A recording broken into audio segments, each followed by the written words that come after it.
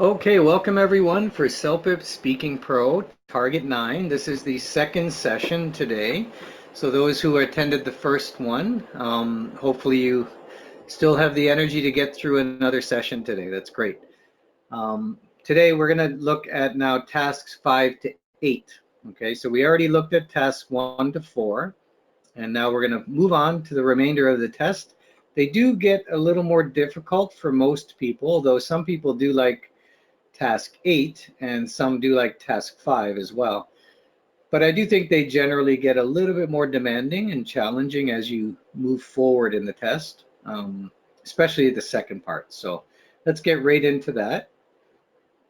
Again, I need to remind anyone who's new to the session that the microphones are muted. So we're not able to speak directly with each other, which would be good, but unfortunately, with the number of attendees, it becomes very, very challenging to do that. So we do have to mute the microphones, but we do communicate through the questions box as best we can.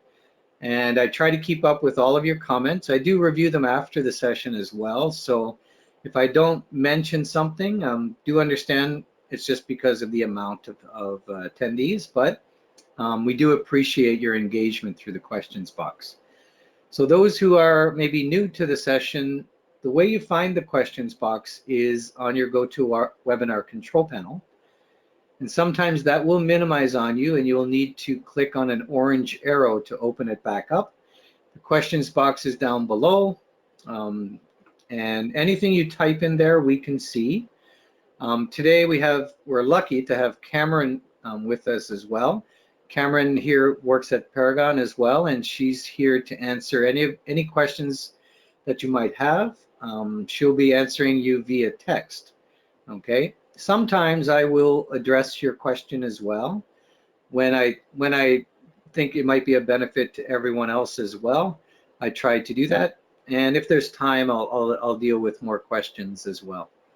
But we encourage you to use the questions box to ask questions, to respond to any comments that, or respond to any questions that I have, make a comment, anything like that. Feel free to use it. No one else can see what you type in the questions box. Only Cameron and I can see that. So don't worry about anyone else seeing what you're typing. Okay. All right, and if you do have any technical issues, we always recommend you log out and log back in to try to correct it. And if that doesn't work, usually it does. If it doesn't, you want to try Chrome as your browser if you're not using that already, because it seems to work best with GoToWebinar, okay? We also encourage people to have a paper and a pen handy for today because we do, as you may know, in the first session, we actually want to do practice. And so in doing so, you'll benefit from being able to take notes. And note-taking strategies are very important to develop and to continue working on because the preparation time really doesn't feel like a lot for anybody, really. But we can maximize that time with really effective note-taking as well. So it's good practice. We also recommend that you have a recording device handy. The reason for this is because you're going to speak your responses out loud. Hopefully, you're able to do that.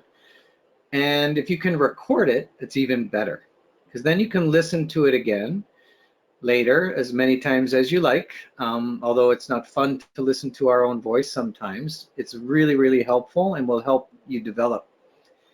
I recommend that you transcribe it, write out what you're saying, and then look at it and analyze it. And we're going to be looking at a number of sample responses today and looking at how we might be able to analyze them to improve as well. So after the session as well, you'll get an email that has links in it. One of the links is to a survey that we really appreciate if you complete. It's a very short survey, about 3 minutes or so, and it just provides us with some excellent feedback to help us develop as well. So feel free to do the survey. We do appreciate that a lot. And also, you'll get a link to some study materials. And you want to definitely look into that because these are additional sample responses They're different than the ones that we're going to be using today.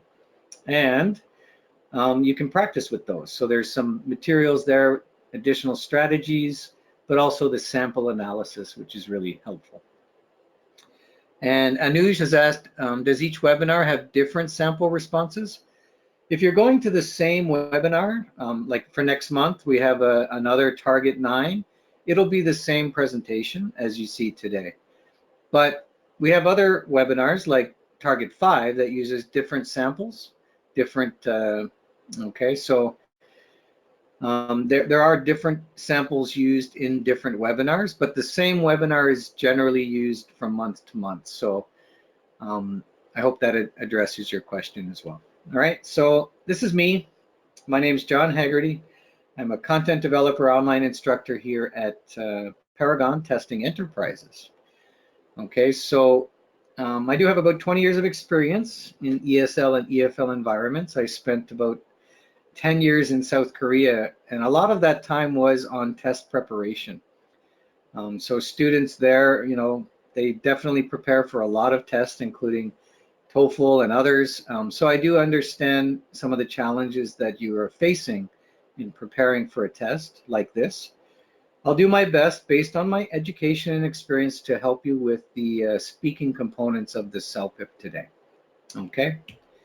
Now, just a quick overview here. We're going to talk first about, the overview of the test. We won't spend too much time on this. We talked a little more about this in the first session, but I'll quickly review some of these things. And we'll get right into tasks 5 to 8. And this involves different functions in communication. Comparing and persuading is important to be able to do. And dealing with a difficult situation, expressing opinions, and describing an unusual situation. There's a spelling mistake there I'll need to correct. Describing an unusual, not and.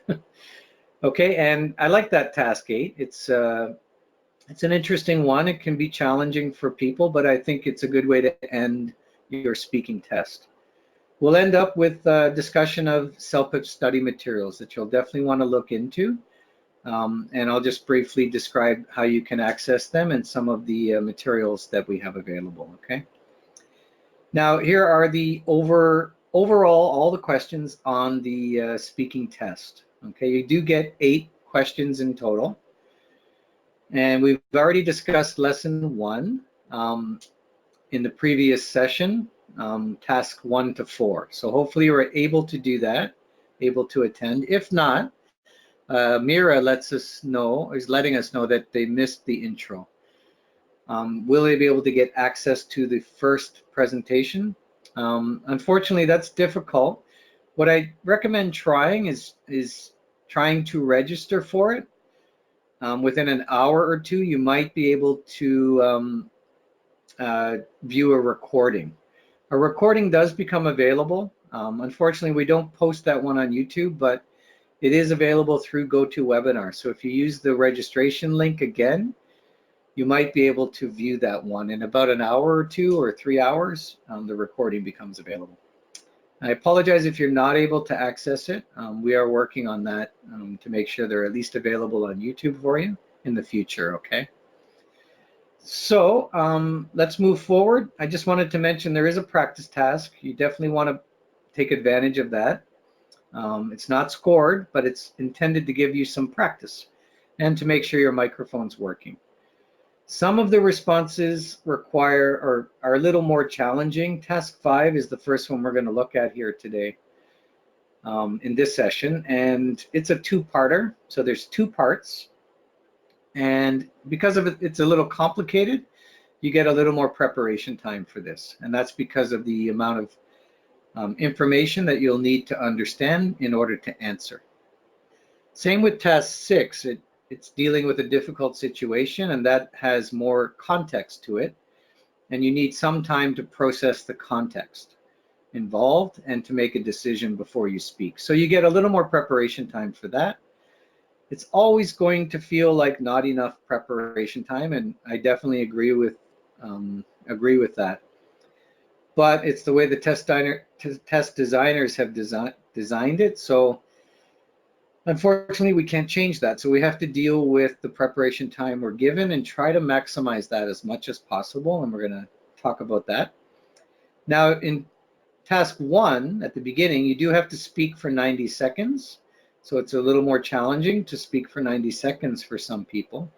But I find task 1's not that hard to be able to speak for 90 seconds. But task 7 can be in expressing opinions to speak for 90 seconds. And in that one, you only get 30 seconds to prepare as well. So task 7 can be quite challenging for some people. And I should also mention that all of the tasks are weighted equally. So you're given an overall score based on all 8 tasks, but they are all weighted equally. That's good because if you do really, really well in the first, part of the test, then you're kind of maximizing your score, and that leaves some room to maybe not do so well on some of the questions, but still get a good overall score. So I hope that helps. Again, as I mentioned, the practice task is very helpful. It does allow you to at least get your mouth moving and your brain working. So you'll get an easy question like this: talk about one of your best friends. You don't have to worry about what you're talking about. No one will listen to it. It's not scored. It's not part of your test, but it gives you an opportunity to practice, to see the preparation time and know your recording time. The real benefit as well is that you're able to see that your microphone's working and that your headphones are loud enough for you. This is really important part of the speaking test, to make sure that the microphone is working well. If you are having a problem during the practice task, make sure you put your hand up in the test center and have this fixed immediately. Nothing worse than, finding out you finished your speaking test, you felt like you did a good job, and nothing was recorded. That would be a horrible experience, right? All right, and also the speaking performance standards are very important to get used to. Again, you can take a screenshot of this or maybe view a video later, a recording of this video. Also, this will be available in your study package later as well. So you have many ways to access these performance standards, and I encourage you to use them to analyze your own responses as well, to get a better understanding of what raters are looking for. And these are the actual dimensions that raters consider when they rate your responses. So this is the best way of you trying to think about how to improve as well, get a sense of how you're doing. I can't say that they're equally weighted because there are so many factors involved and the scoring process is quite complex. But I will just mention that they're all important to your response, and the many factors that go into each one mean that not one factor is going to influence your score so much compared to the others. They're all fairly equal. And so if you're not doing well on one factor, it's not going to, ruin your response. So a lot of people want to know exactly, precisely, how is everything calculated. I wouldn't worry about that too much. What I would worry about is trying to make sure you're maximizing as many factors as you can to make sure you get the best possible score that you can, okay? But there are 4 dimensions here: content coherence, vocabulary, listenability, and task fulfillment. And all of them are important, and we're going to be, looking at these as we analyze samples here today. So I won't go into too much detail on them right now, but you can get a sense of those. Also, you probably know all of the CELPIP levels. There's basically 12 levels. Today we're focused on level 9, okay, and that's an important level for a lot of people. It's not easy to get a level 9, but it's certainly not impossible. And it's important to know what you need to do to improve to get to a level 9. Again, there's not one way to do that because there are so many factors involved. There are a lot of different ways to get a level 9. So when we're looking at sample responses, it's not always clear, why is this a level 9? But to a rater, they can really specify based on factors why certain responses achieve level 9, even though maybe they don't have things that we prefer. Maybe it's not as coherent as we would like, or something like this. But to raters, they consider all the factors as well. So also, when you do the CELPIP test, you will now get your score reports in a very quick turnaround time, 4 to 5 business days. This has been improved recently. It used to be 8 business days, but now it's only 4 to 5 business days. I think that's awesome. Also, you will get can-do statements in your score report. These are statements that indicate what you're able to do at that level. And I think that's helpful as well to give you more feedback. You'll also get a performance profile, and this is the level 9 performance profile. And so people who are able to communicate at this level in speaking can communicate complex details, feelings, and attitudes. And they can speak in both familiar and unfamiliar context. Okay, so at lower levels, test takers find it challenging when they have a new context.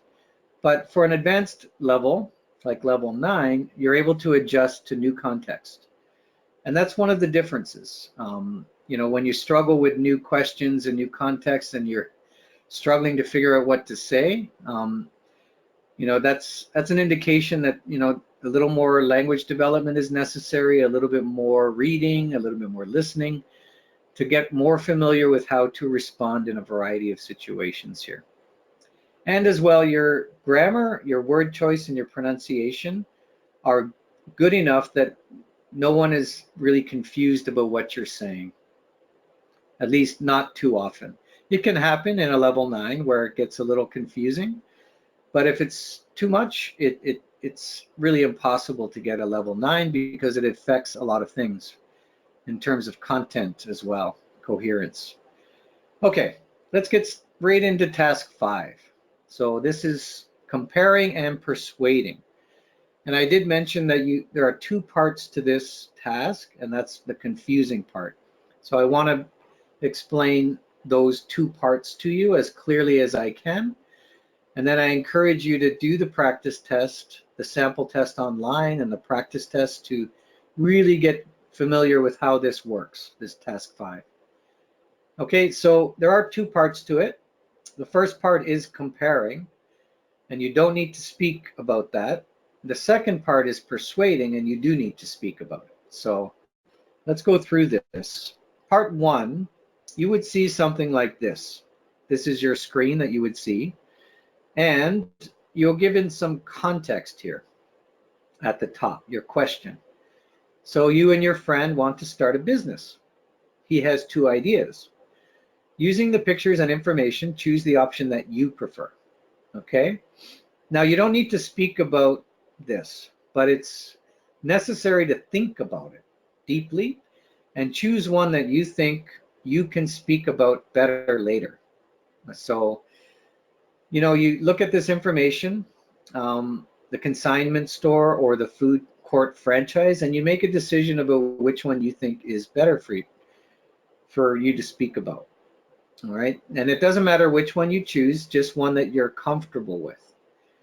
If you don't choose, the computer will choose one for you. So you don't really want to do that. You'd rather choose one that you're confident about.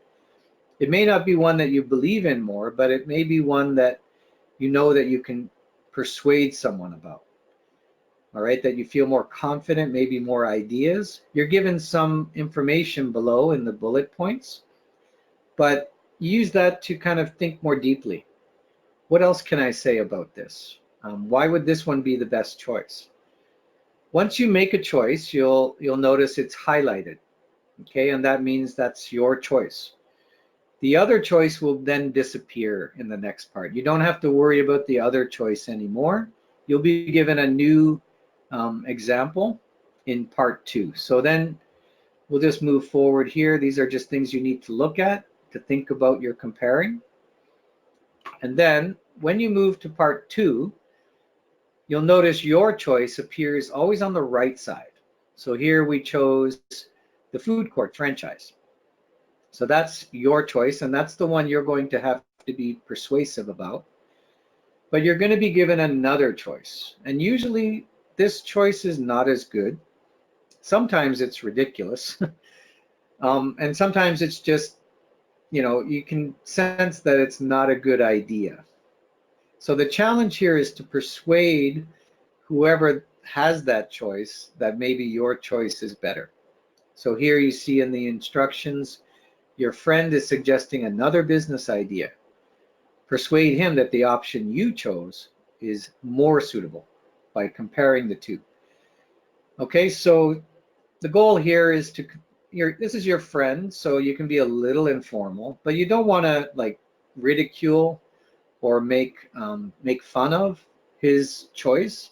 I don't think that would be a good approach. It's not very persuasive to ridicule or make fun of the other choice, to say, oh, that's stupid. What are you, crazy? I wouldn't recommend using that language to persuade. You want to be friendly and persuasive, right? So, Guljan, you asked, in this task, do we compare? Yes. You make a comparison, but the goal is to focus on persuading the other person about your choice, right? You can make comparisons along the way. Nothing wrong with that as well. Okay. Let's listen to a sample response. I'm going to play the sample response here while you're looking at the pictures. I think it's helpful to see the information that's there, the delivery service versus the food court franchise. And then maybe I'll play it again with the transcript if it's necessary, okay? But let's listen while looking at the pictures. Okay, so this is a test taker's response. And we won't guess the levels because many of you who come to these webinars probably know I play a level 8 first and then a level 9 later. So just know this is not good enough to get a level 9, and there's probably many reasons for that. But it is a level 8, and let's consider some of the factors that might have resulted in not being a level 9. Okay, and then we'll look at a level 9 later to get a sense of what that might sound like as well. But let's listen to a level 8 here. Well, food court franchise is much better idea than delivery service. First of all, you already know how to cook since you've been cooking food for 5 years now, right? And we both know that you have back injury and you cannot lift heavy weights, and delivery service includes large items such as furniture or TVs, so it's not a good idea for your back, like for mine too actually. Also, to start a food franchise business we only need $8,000, and for delivery service we need $40,000, and also we have to buy a large truck. We don't have that kind of money, so it will be much more satisfying to just open food court franchise. It will be more fun to interact. Okay, so notice the person got cut off a little bit. Also notice they were hesitating a little bit there as well. They were drawing on some of the information in the bullet points, and that's good to do, but you want to kind of develop beyond that as well, right? And so let's look at the transcript here. I'm going to play it one more time, and then you get a real good sense of some of the strengths and weaknesses of this response. They got a level 8, which is not a bad level to get. It's good. It's not exactly easy to get a level 8. So they were doing some really good things here. It just wasn't quite enough to get a level 9. So listen again and think about that, okay? Well, food court franchise is much better idea than delivery service. First of all, you already know how to cook since you've been cooking food for 5 years now, right? And we both know that you have back injury and you cannot lift heavy weights, and delivery service includes large items such as furniture or TVs, so it's not a good idea for your back, like for mine too actually. Also, to start a food franchise business we only need $8,000, and for delivery service we need $40,000, and also we have to buy a large truck. we don't have that kind of money. So it will be much more satisfying to just open a food court franchise. It will be more fun to interact. Okay, so if you have any comments in terms of what was a strength of this or maybe what could have been improved, feel free to do that in the questions box if you have a comment. Remember, only myself or Cameron, I think Cameron's here, or maybe it's somebody else, I'm not sure, but there is another person here as well, and they're able to address some of your questions as well, but only we are able to see what you're typing. Good.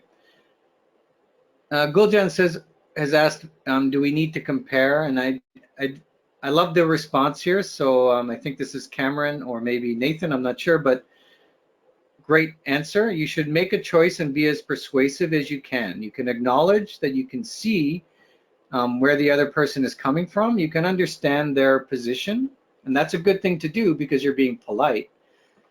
And you can, think about both sides, but the focus is on persuading the other person about your idea. So make sure you do a lot of that in this question. All right, so Guljan said there was too much repetition in here. Leia's mentioned transitions. I agree. Transitions could be improved always, something to work on. Sally also said linking words would be better. Good. Mira has said he spoke for a full length of time. Excellent. I agree. And also Sally said he was quite smooth in his delivery. And I think I agree with that. His delivery was quite good. Jimmy has asked, should we call someone by name?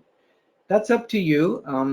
I think it adds a little personalization as well to add a little name. I wouldn't worry about it too much, but it's certainly good to personalize it a little bit and maybe create a name for somebody. It could be someone real in your life as well to make it more real.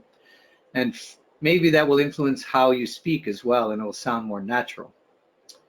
Good. Shamina said, could say some appreciation words for his friend's choice. Yes, I think that's polite.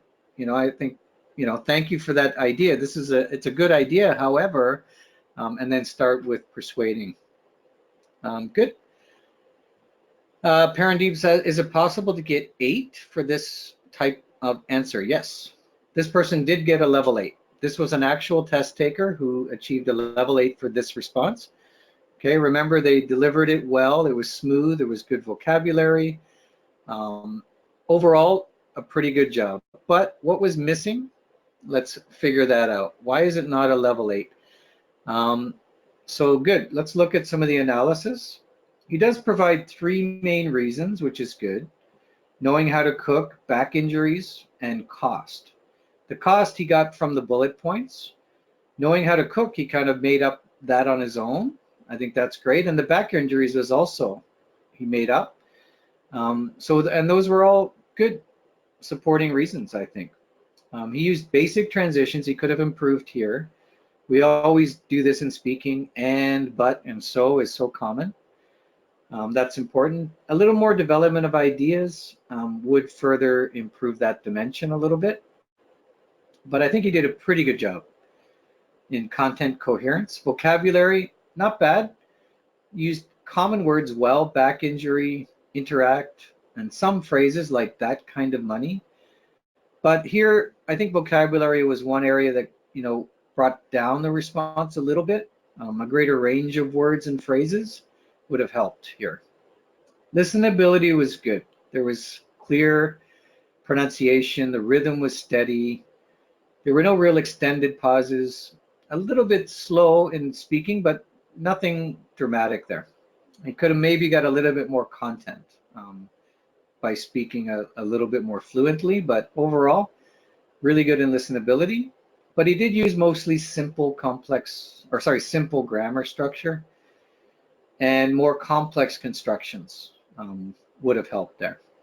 Okay, and relevance. Again, he understood the task well. He addressed the other person directly, and you want to make sure you do that, and he spoke for the full time. The tone was good. He was friendly, didn't ridicule or make fun of the other person. He was cut off at the end, so wasn't able to complete the idea or have a closing as well, but again, it's hard to be perfect, right? So overall, Not a bad response, but just wasn't quite enough for a level 9. And later we're going to listen to a level 9 and get a sense of that. All right, I just want to look at some of the comments here. So thanks everyone for, Win has said the starting seems to be too sudden. Yeah, I think he could have been a little more context provided at the beginning might have helped, specify a little bit about, I think a good strategy is actually to mention the other person's choice, like, oh, I see you have a good idea here to get a food delivery truck. I think that could work, but I have a better idea. And then start with that, something like that. So I agree. That's a good comment, Win. Anna has said, when he says large items such as furniture or TVs, he is just repeating what's written. Right. And raters really recognize this, maybe more than I do, or we do. Raters really know what is in the question prompt. They know what all the information that's there, and they hear so many responses that when things are repeated too much, they sense that, right? Suhail said some ideas are missing, right? A little more development of those ideas would have helped. And Nadeem, hopefully I've given you an idea of how you might start this question. There is no best way to start, but certainly making sure the listener is aware, obviously you're talking to the other person with the idea. So I wouldn't just start with saying, I think going to or doing this food franchise business is the best, and here are the reasons why. I'd probably want to make it more natural, like I'm speaking to another person. Okay. And Key has said, good to use transition words like first of all, also. Yes, work on your transitions. The more you can improve your transitions, it has a double effect in terms of vocabulary, but also in terms of coherence. It's easier for the listener to follow when you have really effective transitions, right? Good. And let's see, any other comments? Sally has said the weakness is that his range of vocabulary is limited and he uses language from the text. Well done. So I agree with that. And raters really, really notice that. So would you like to have some practice? I think so. You're going to get a different set here. Because I'm not able to simulate everything exactly like the test here, I'm going to have to explain. Okay, so, but we'll do our best to get through this two-part task and simulate it as much as possible. When you see the first screen here, okay, you're going to have two choices, but unfortunately, I'm going to have to choose one for you because we're not able to do, both choices, unfortunately. We're kind of limited with this this format of presentation. So I'm going to force you to choose the large floor fan, but I'm still going to give you the preparation time, 1 minute preparation time to think about why the large floor fan would be better. On the real test, you'd be able to choose between these two, but for today, I'm going to force you to choose the large floor fan, okay? All right, ready? I hope so. Your preparation time is starting now.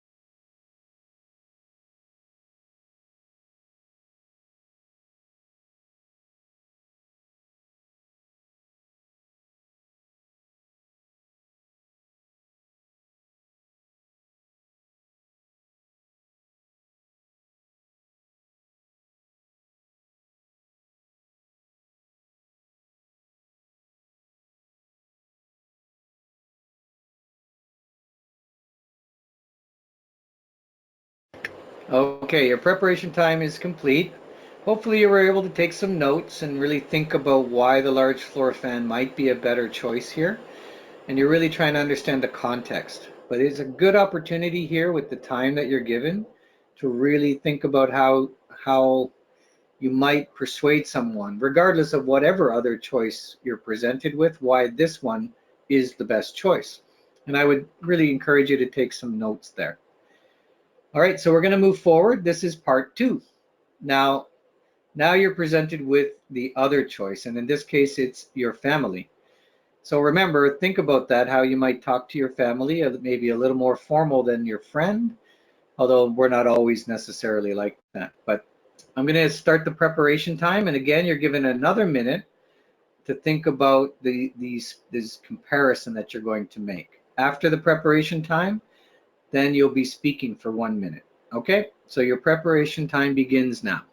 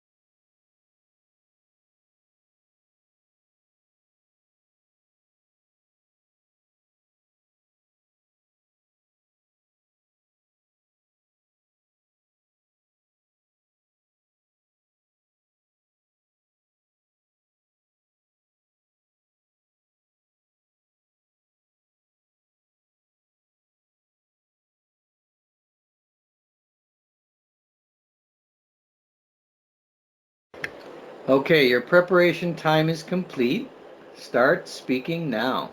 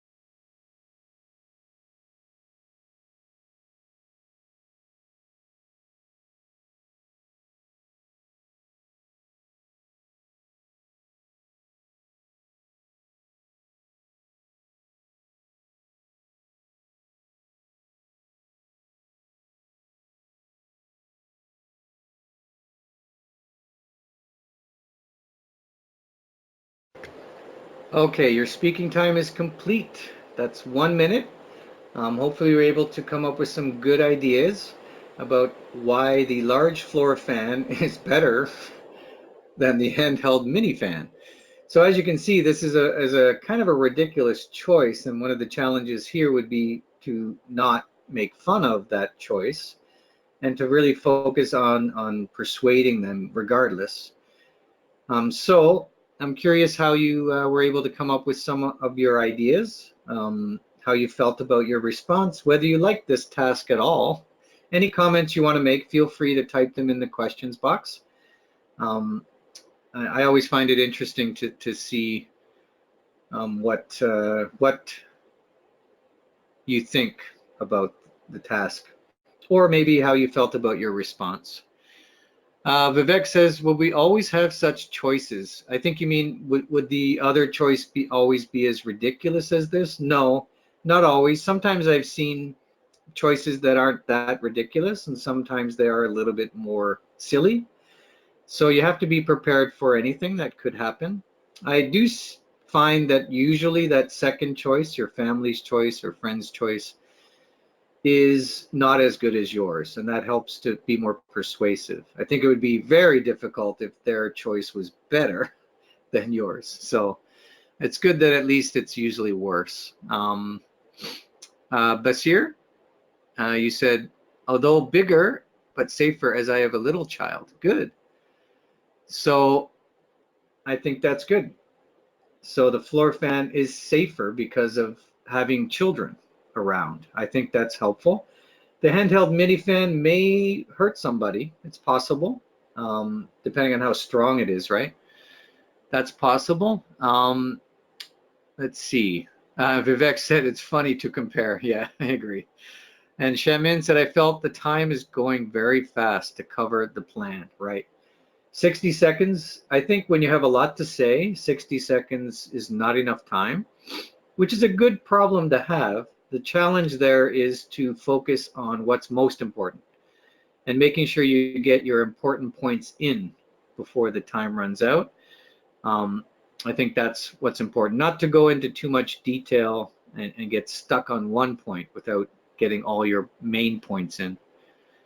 Mira said, I think many minifans for many people in the family. So the cost would be the same, right? So if you had purchased many minifans, um, eventually the cost is going to be the same. Plus, they look a little weak, and maybe they're made of plastic, so they'll probably break, and then you'll need more. So you could also add that in as well.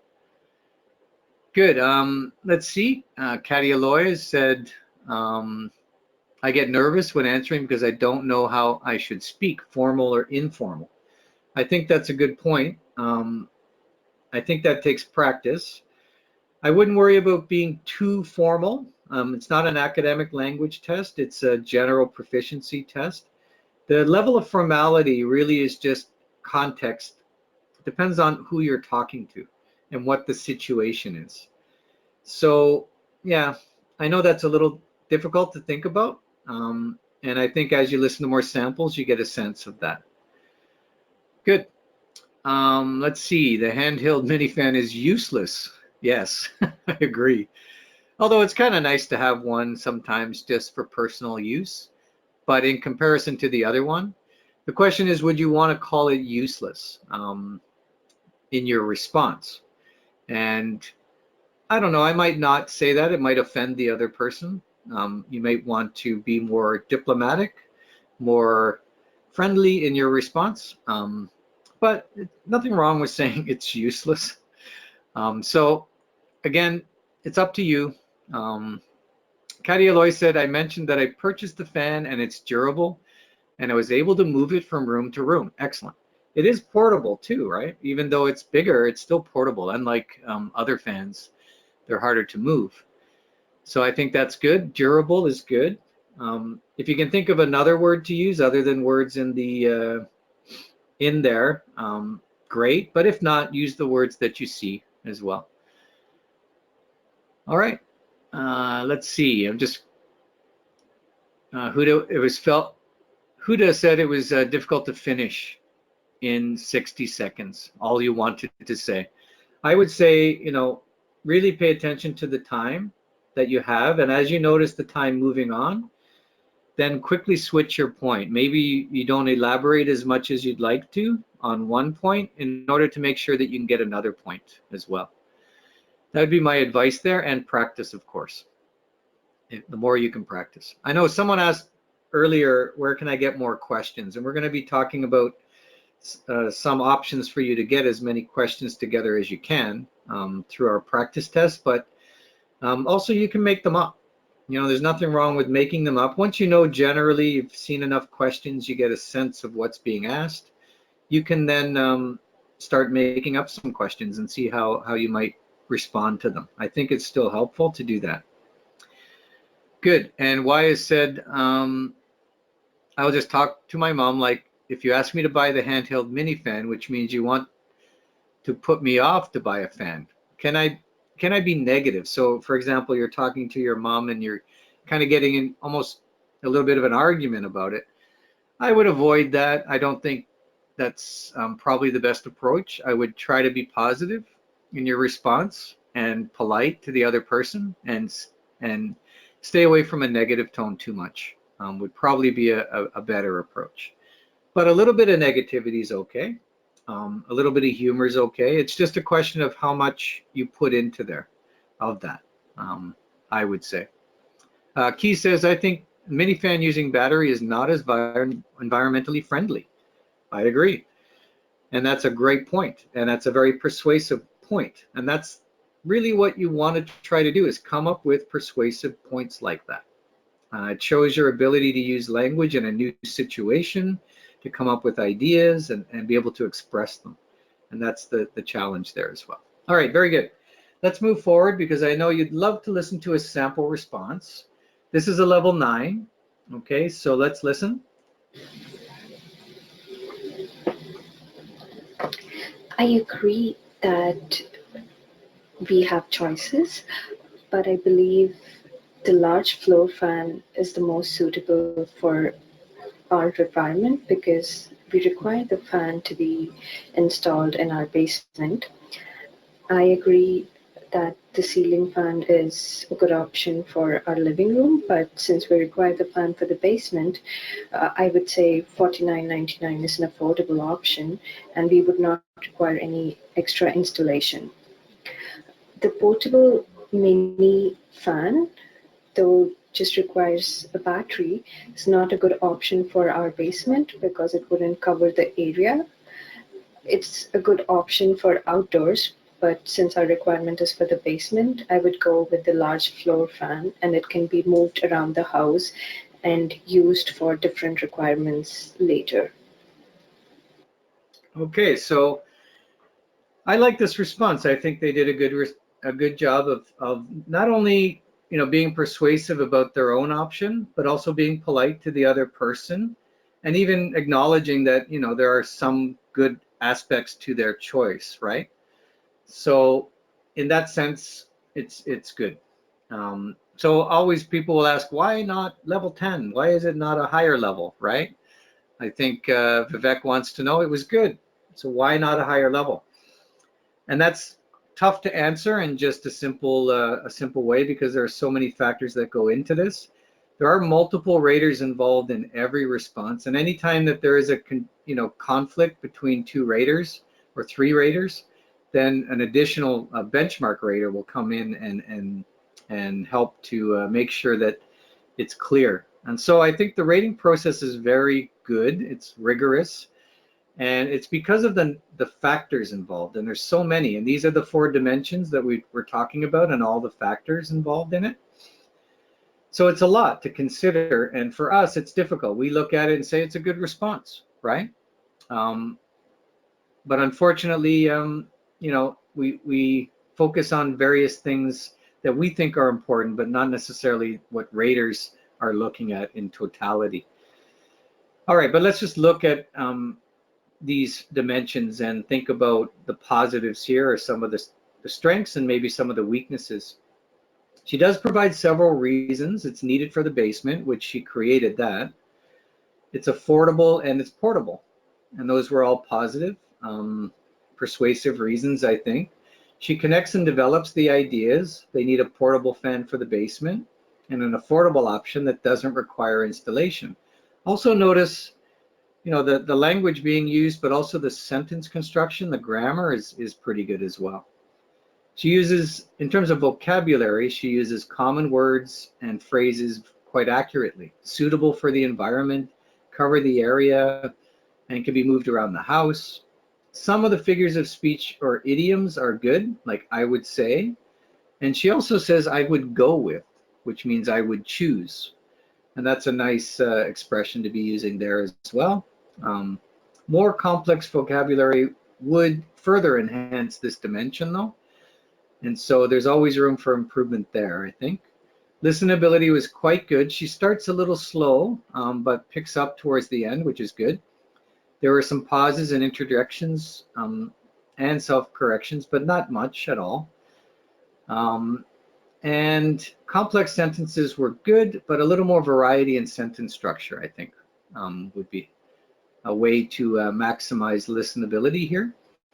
She provides suggestions and reasons that are relevant to the task. She uses the time well, I think, especially towards the end. And her tone is good. And I like that she started with, I agree that we have choices. So she's trying to be polite to the other person, and that's helpful as well. Okay, I think in the interest of time, we're going to keep moving forward so I don't get too far behind, but I really do appreciate your comments. And I also like that Cameron's doing a great job here responding to your questions as well. So you might get a response from Cameron, or I may try to respond to your question in the session as well. But there was one question from Win here. She talked about the ceiling fan too. Yes, you noticed that? She shouldn't have, and it's not the end of the world that she did. Again, and probably stuck in her mind from the part one. It's not the end of the world, but you know, she probably shouldn't have mentioned that. But certainly you could mention other fans in your response, other kinds of fans quickly. To mention them is not wrong because it might be relevant. As long as you connect it to your response, then it's okay. But good that you noticed that, Win. Um, let's see. Wenyu says in his or her opinion, we should talk about 3 reasons to support ours and also use 1 negative reason why we should not choose. I think that might work. I think it might be hard to talk about 4 reasons in a 60-second response, but it's possible. But certainly, I think that might work to balance your response. So you might be able to do that. I think it's okay to talk about maybe a negative to your response. I wouldn't talk about it too long, and it might be in support of the other person's choice a little bit. But the goal, remember, is to come back to your choice and be strong in your choice ultimately. So good. Let's move on to task 6, which is dealing with a difficult situation.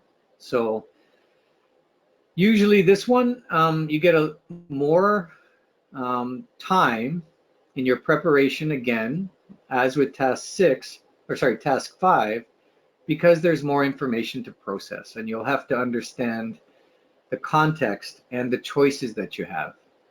And so in this one, we can see, I'll just show you this one, which is a little bit bigger.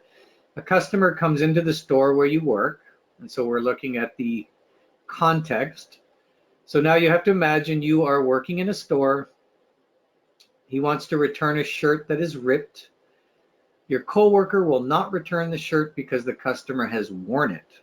Okay, and it's clear that obviously the shirt has been worn. It's not new anymore.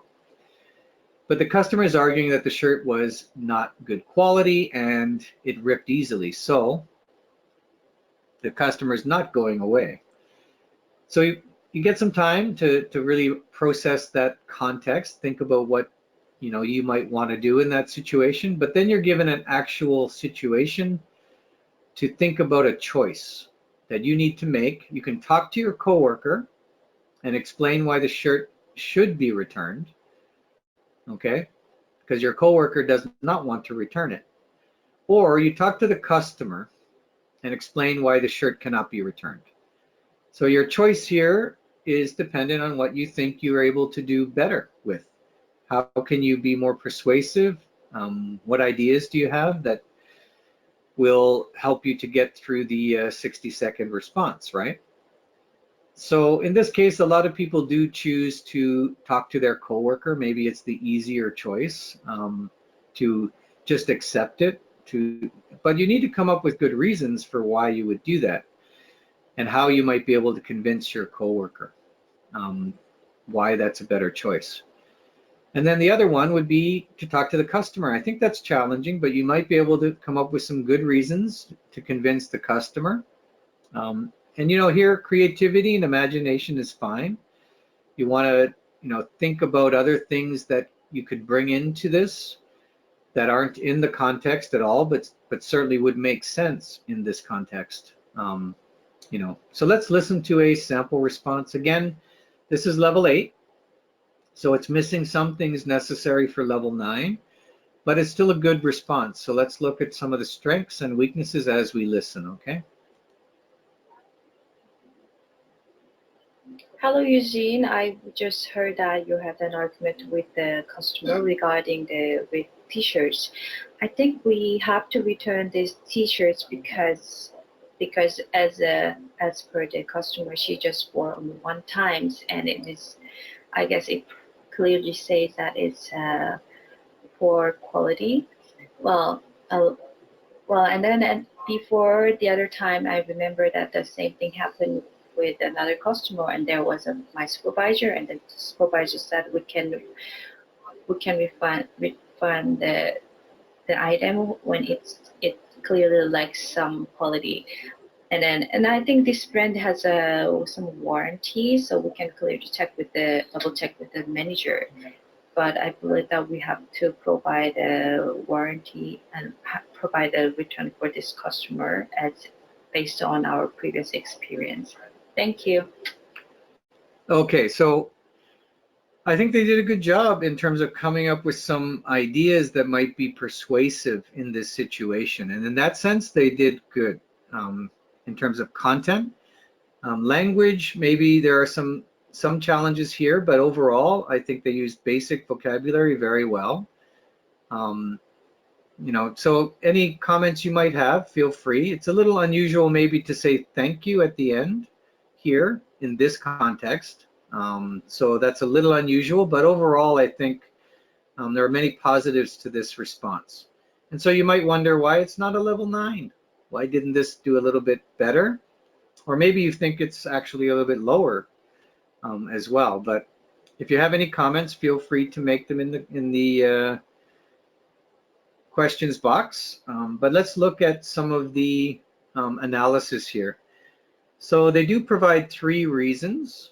Oh, wow, Amira thought only level 5 maybe. Wow.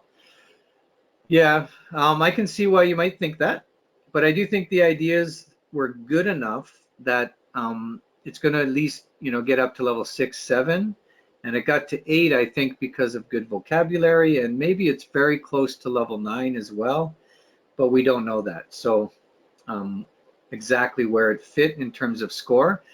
Remember, if it's 7.5 or higher, it's going to round up to 6. To 8. So sometimes it's just reaching level 8, and sometimes it seems almost close enough, but not quite. Good. Shamin says a lot of and o interjections, right? But the answer was logical and suitable, right? And that's what firmly places it at level 8. It has to make sense, and there has to be some reasons in there that make sense, that are logical. Without that, it's very hard to get to a level 8, I find. So it needs that. It just needs these other things as well. They use transitions. They're organized. They could improve again in transition use a little bit. Again, using because, and so. We use these ones a lot. It's an opportunity to improve a little bit there with some better transitions. Yeah, Mira said referring to an old experience with the supervisor was good. I agree. And that's one of the strengths of their response, is they were able to imagine this happening before and that a manager gave approval. And I think that's quite a persuasive argument for the coworker to consider. Vocabulary, they used common words and phrases well. Quality, brand, double check. Not too bad, but here vocabulary was what was bringing the response down a little bit from a level 9 or higher. So a little bit better vocabulary use would have helped. And listenability, pronunciation was clear. That part of it was great. There were interjections that did interfere with flow, as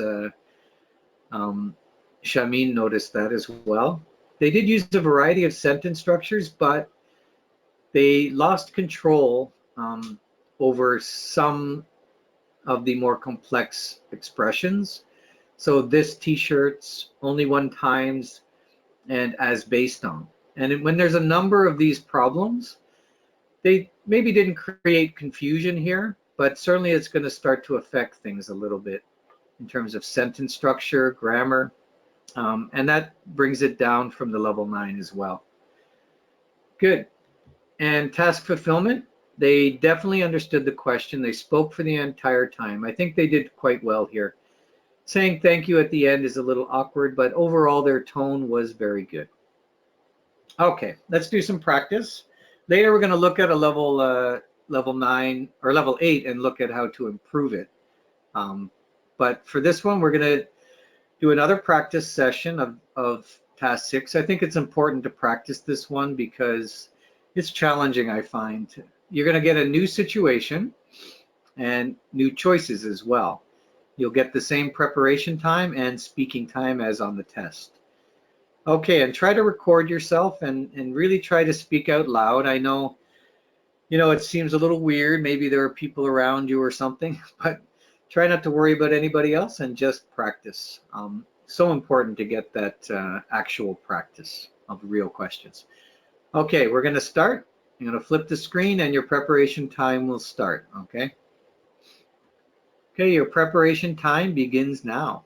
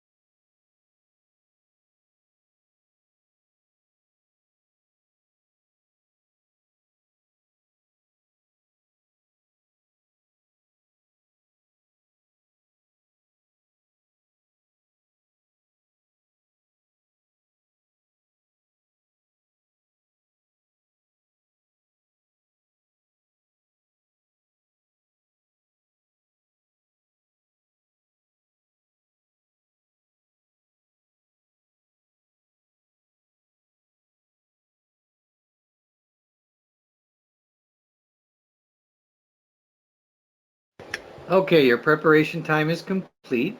Start speaking now.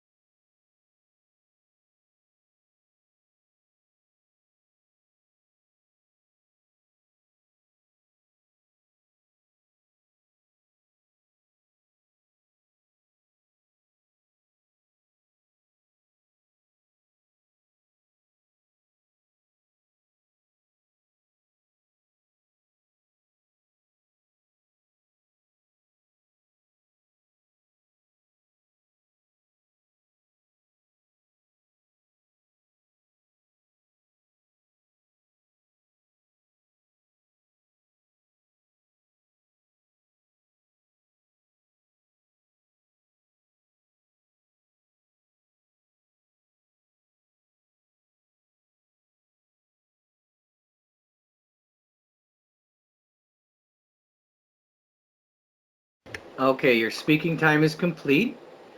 Take a breath. Hopefully you're able to process all of the information here in your preparation time and come up with a couple of ideas that might be persuasive or at least help you get through this question. It's an interesting one. It's a difficult situation. Once again, you work in a store, a pet store. You have to deal with two customers who are kind of have a difference of opinion, and you have to provide some advice for them without maybe making one upset. Um, so without just, a dog is much better than a cat, and these are the reasons why. Definitely get a cat. Um, can everybody hear me? I hope you're able to hear me. I know Anna is having trouble here. There's no audio. Okay, good. Leah can hear me. So, yeah, Y says he can hear me, and Michael, Sally, Mira, and Win. So, thanks. So, I guess maybe one person's having a problem. Okay, Anna's back. Good. All right, sometimes the audio does cut out, and then sometimes it'll just come back. It's an internet lag. But anyway, we're okay. So let's consider some of your responses. How did you feel about it? Huda says, hard to think of more than one idea. It's good to have one idea and explain. Is it okay to have just one idea and explain it? Well, if you only have one idea, then that's all you can do, and you probably develop it as much as you can.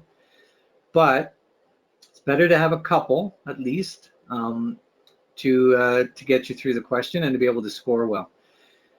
So it's just tough when you don't come up with the ideas. And so this situation in a store, hopefully you're able to come up with a couple of ideas to help persuade them. Yeah, Vivek says it's difficult to have more than one idea sometimes.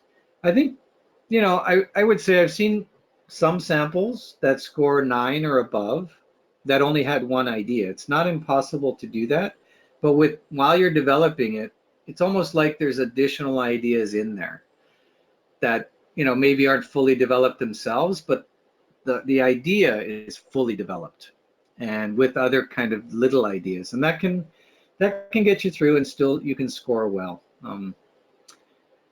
Let's see. Wynn says it's difficult because she loves both cats and dogs, right? And so you can take that approach in the response as well. You can say that, but you don't necessarily have to give your own opinion about this, but you could start talking about maybe some of the benefits of having a cat versus a dog and give them things to think about, right? So, but ultimately you really should have an opinion. Um, you know, I've seen responses where people actually imagine what the other person has said. So for example, you might say, oh, I heard that you're both very busy people. You both have full-time jobs. And, it's very hard to take care of a dog because they require, at least 3 walks a day. And they need a lot of attention, unlike a cat. So maybe it's more suitable for you to have a cat over a dog. So you can even not necessarily express your own personal opinion about it, but find reasons to help them make their decision. Good. Let's look at some of these other comments. Aravind has said it's good to have an idea which might not be correct.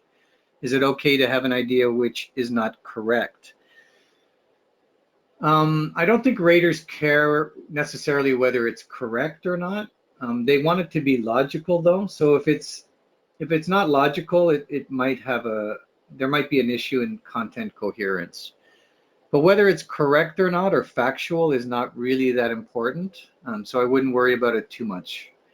But sometimes if it's not correct, it's not going to be logical. Key says, a puppy is always an amazing friend to grow up with.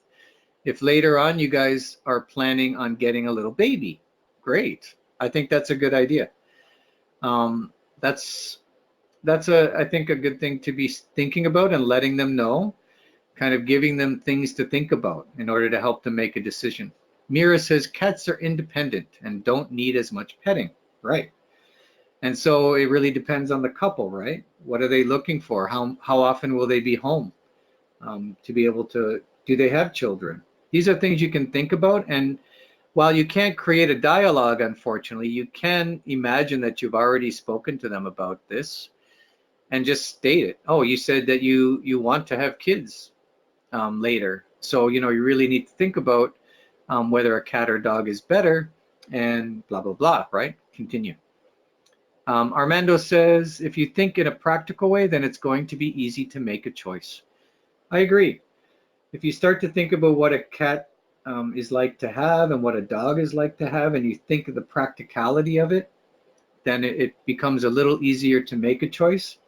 And that's something you can advise the couple as well, to start thinking about the practical aspects of having a cat or a dog. Great.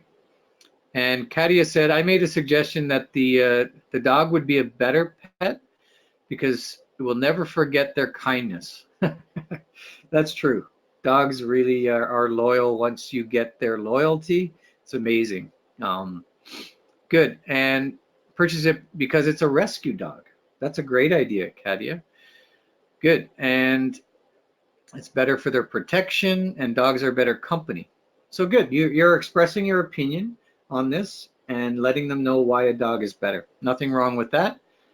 Well done. Jang Hyojang, your name's probably Hyojang, right? I made the suggestion that cat can stay at home alone 1 to 2 days, and they can go camping in the summer without worrying about their pet. Yes. And that's the kind of detail you want as well. Add that detail. It provides the kind of language, sentence structure, all of that they're looking for, the raters are looking for. It's not just content, right?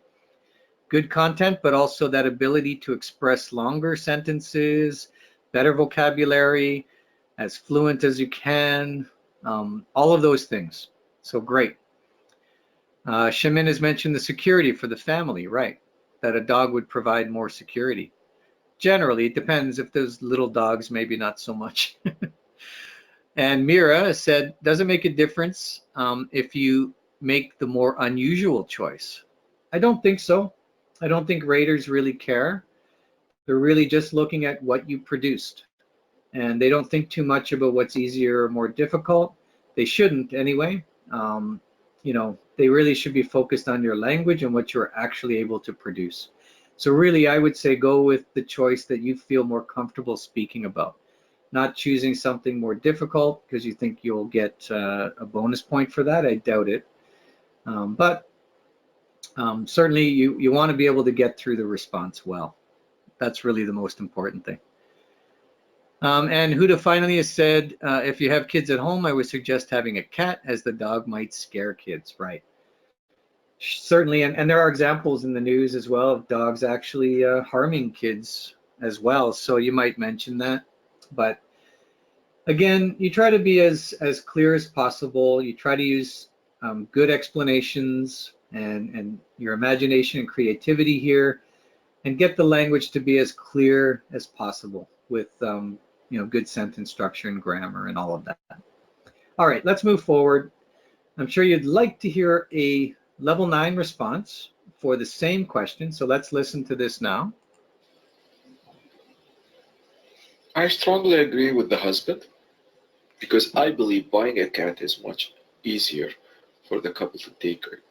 For them, it's much easier for them to take care of the pet because of course the cat is smaller and it needs less care than the dog.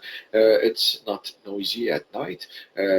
Given that the dog keeps barking and keeps barking, and you know, he keeps doing certain stuff that are annoying to some people.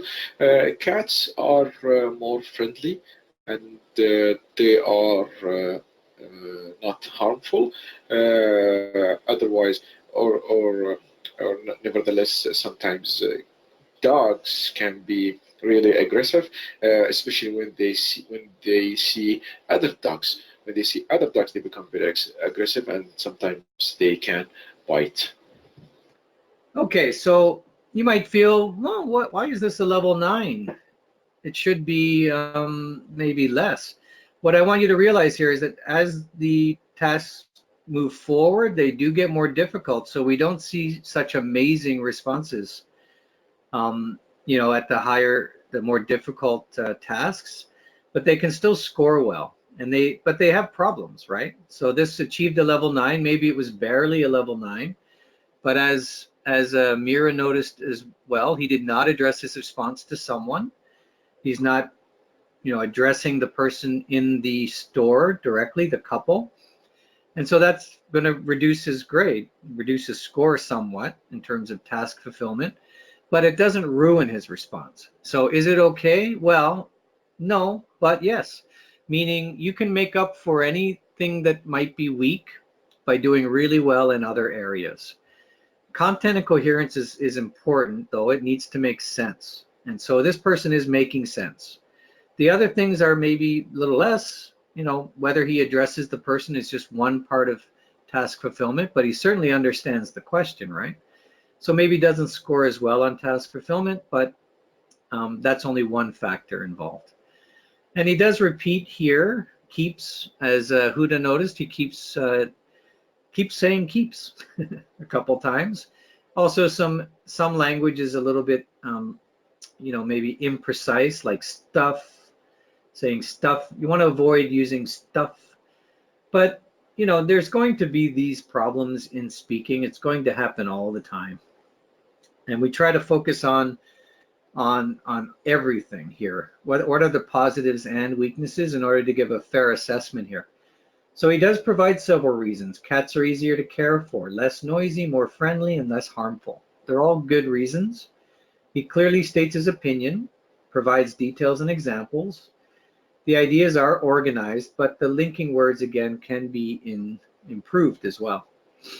He uses suitable words and phrases. Dogs keep barking, annoying people become aggressive. That's good vocabulary, but some awkward linking words like otherwise, nevertheless. So Here he's trying to use better, linking words or phrases, but maybe not as successfully as he could. And that takes practice, right? It's certainly encouraged to use them though, but on a test, you want to use ones that are working for you, that make sense. Some words are vague, like certain stuff.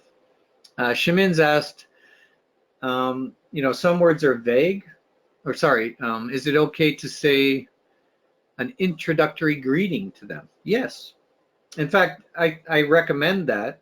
Maybe not a greeting like, hi, how are you doing? But I would certainly address them directly and say, oh, I heard that you are both considering getting a pet here, but you have a difference of opinion. I'd like to give you my advice based on my experience with, I've had a cat and a dog. That'd be a great start to kind of give your own, greeting plus a little bit of context for why you're giving this, and you're directly addressing them, which is really important.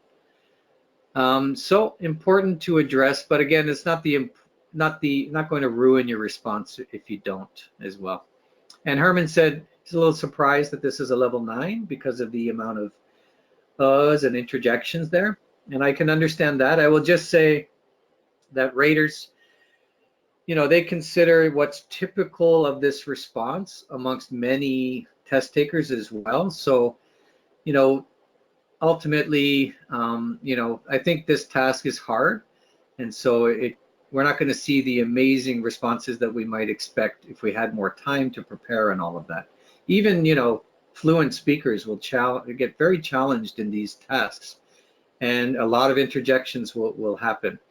And so, it affects the score, but again, there are so many factors involved. In terms of listenability, pronunciation was good here. He did have an accent, but it didn't really influence understanding, and that's what you want to aim for. And the rhythm was fairly good. There were no lengthy pauses. There were some interjections as well, as Herman noticed as well.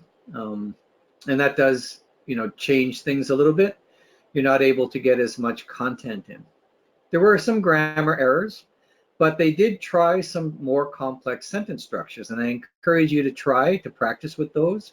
And when you feel more comfortable with more complex constructions, then certainly start using them in your responses. So example, like when they see other dogs, they become very aggressive. That's good. Task fulfillment was good, but they did not address the coworker directly. But they certainly understood the task, and they were friendly, but they were quite firm in their tone as well, which is fine for this task. You can be a little bit more polite if you like. You don't want to offend, in this situation, either the man or the woman. But I don't think this person would be offending anyone with their response. All right, so here are some of the key strategies. Speak directly to the person. Be considerate, but you still want to be firm. Each situation is a little bit different, so you have to think about the context. Speak tactfully in that context. Outline the problem, make your request, and provide effective reasons to support your decision. Okay. Now let's move on to task 7, expressing opinions. So here we're going to work on a response and try to improve it as well. So I'll show you a level 8. But I want to work on improving it again and try to make it a little bit better. So the question here is, do you think the government should limit how much money company bosses make? Explain your reasons. So you're given a question like this and then given only 30 seconds to think about it, and then hopefully take some notes, maybe have at least 3 ideas in that time, to then begin to speak about it, because you will need to speak for 90 seconds on this one. And that can be challenging if you don't have enough ideas, right? So here is the task. I just wanted to point out this is where your question will be, and of course where your preparation time and recording time. But let's listen to this level 8 response, okay? This is a very difficult question. I do think that governments should limit how much money company bosses make.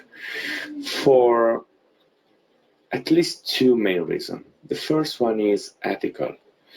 If you provide bosses no limit in their earning, this will raise significant social disparities and will create more friction among the society. However, the limit that the government should put on the earning is not easy to determine. Competition, willingness to improve our position and career is often moved by money and earning and salary. Why someone should aim for a higher and more responsible job with more difficulties, more duties, when the money is not so significant and someone else has a limit. The governments will have to find solution to promote this cutting salaries, maintaining a significant benefit for the bosses. Okay, so we can see he struggles, of course. He's a bit slow, hesitant in coming up with the words to say, and this is common because this is a new, maybe something he never thought about before. If you're presented with an opinion, you have to give an opinion about something you haven't thought about, it's going to be difficult and you're going to struggle through the response in this way. But I think he did a great job in coming up with ideas. Does he go a little bit off topic? Is he really focused on the task as much as he could be? Any comments you might have, let me know. But I want to go over the analysis a little bit. So let's look at the number of ideas here. He does state two main reasons, and they're ethics and competition. And but I would say they're not really well connected. If we look at the second part, where he starts talking about competition, it's kind of not really supporting his opinion anymore. He's kind of gone a little bit off track. And that's a bit of a challenge there. And this is going to happen more often in more difficult tasks where we're not really sure where we're going with our argument, because we only have 30 seconds to prepare, right? So we're kind of thinking on the go. We're thinking as we're speaking. And I think this test taker was impacted by that. But notice they were still able to get a level 8, which is great. They do provide details and examples to support their opinion, social disparity, and but others, they don't really support the opinion anymore. And this is where they go off track. They start talking about the motivation to earn, and that if you start limiting salaries, it will impact people's motivation to earn more money. So this is, I think a little bit of a challenge in his response, and why he was not able to get to a level 9, even despite some really good language being used. He does use some linking or transitions. The first one is, but he doesn't really follow this up later. You notice he says the first one is ethical, but then we don't see another transition to help indicate where the second idea starts. And I think this is because he kind of got off track. But the vocabulary is good. Ethical disparities, friction, position, career, cutting salaries. Does a very good job with the vocabulary here. And he uses some phrases accurately.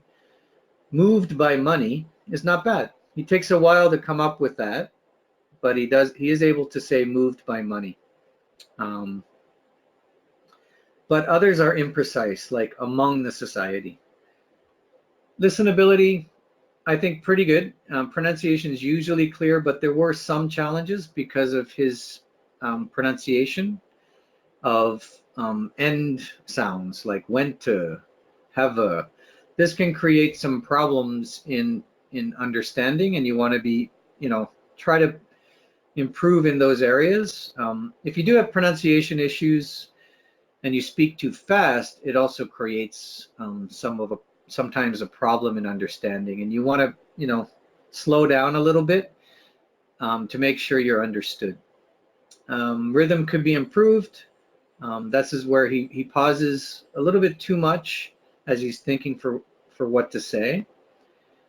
But some constructions in some of the more complex constructions are a little bit awkward, like not so significant than someone else's limit. So it's a little strange, but at least he was able to make a comparative form here, which is good. All right, and not all information is directly relevant to the opinion expressed at the beginning. It's good that he does express an opinion at the beginning. However, he kind of goes off track, as I've mentioned. But he does provide a complete response and establishes an appropriate tone for expressing opinions. But let's look at how we could improve this response. So I want to look at the opening. So this is a very difficult question, not really necessary to start that way, but it's okay. It's not going to hurt you. But I'd like to delete that, maybe. But I do think the government should limit how much money company bosses make for at least 2 reasons. That's a good start, and it's very structured, right? And so it's kind of how we might, write a thesis statement or a controlling statement for an essay, for example. And you can take that approach with this response because you're expressing your opinion. It's good to let the listener know what's coming.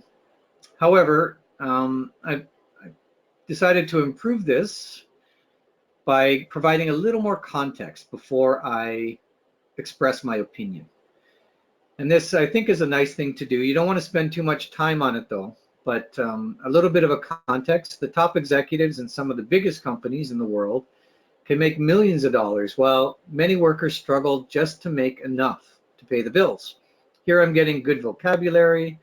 I'm, creating more complex construction here by using while to connect these 2 ideas. And then I introduce my opinion. For this reason, I believe it's necessary for governments to restrict how much money top executives make. And so I'm using vocabulary here as well. Now, instead of saying the first one is ethical, I've changed this to at a societal level. When some citizens can make millions more than others, it creates serious social disparities, which is a vocabulary that the test taker used, that can have strong potential to increase friction. Friction is another word that this test taker used among people who belong to different socioeconomic classes. So again, I've added socioeconomic classes to improve the vocabulary use here. This is a more formal response. You're giving your opinion. Your ability to use more advanced vocabulary will really suit this response if you can come up with the words, right? And then if salaries are closer, there can be more harmony, less stress and anxiety, and hopefully less crime. I wanted to add this in because I'm adding a lot of ideas in one sentence. And your ability to do this is also going to improve your content and coherence. You're going to be able to score much better by getting more ideas into a shorter amount of time or space. Okay, and then here's where he went a bit off track. And so I'd like to delete all of that because it's not really adding. In fact, it's detracting from his opinion here. So this is difficult. So I decided to go in a different direction. I'm using a transition here. Furthermore, companies who do not distribute salaries fairly may be limiting their own long-term potential. So my second idea was related to, even the employees in the company will suffer, and maybe the company will suffer if salaries are not more, reasonable for everybody. And then I said, after all, if workers cannot afford to live reasonably, it will impact how productive they can be for the company. Also, more workers may leave, which will create the need for continual training. So notice I'm fully developing these 2 main ideas, and I'm looking at it at a societal level, but also for the company itself. And so that was my strategy in answering this one. And then I didn't want to end with this because I think it's not really related. The government will have to find a solution. So I changed it a little bit. While I don't think government should dictate salaries to companies, guidelines are needed so that these issues can be minimized. So here I'm taking a kind of middle approach. I do think that the government needs to do something. I just don't think that it should be, absolute rules, maybe guidelines, and maybe try to shame them into making sure that salaries are reasonable. So what would this response be? I can't really tell you. Mira wants to know what this response would be. We're not raters and we're not able to determine that, but I can tell you it's going to be at least a level 9 for sure, and probably higher. But the point here is that, if you can do this with your own responses, you're going to slowly improve. So I would recommend any response you're doing, if it's a timed response, to record it, write out what you're saying, and then look for opportunities for improvement here. And slowly over time, you'll start to be able to do more of that naturally as you're actually answering. It'll come to you a little bit better. It takes time, unfortunately. It'd be nice if we could just have, perfect ways of answering and just memorize them, but it's not going to work because you never know what you're going to get. And so it's best to practice. Also do non-timed practice and take your time and see how you maybe write out a response instead of speaking it to see what you could think about. The point is to get better ideas, stronger ideas, and to use language effectively to express them and support them. Okay. All right. We're going to skip this practice, but I would like you to show you a level 9 transcript here, a test taker response at level 9 this is for a different question. I guess I need to show you the question. Do you think all high school students should be required to learn a second language? Explain your reasons. So I think it's a hard question, and as Sally said, the last one was a really difficult question.